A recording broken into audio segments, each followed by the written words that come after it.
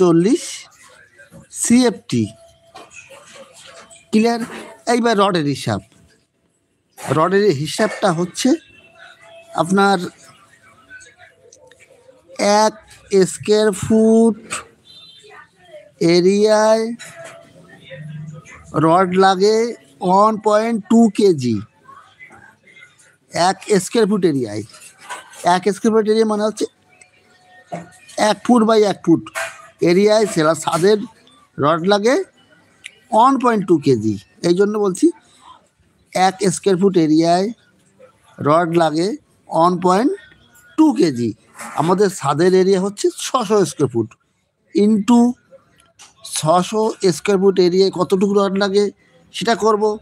দেখুন 1.2 ইন্টু ছাদের এরিয়া কত, 600, 720 কেজি রড লাগবে। 720 কেজি রড লাগবে।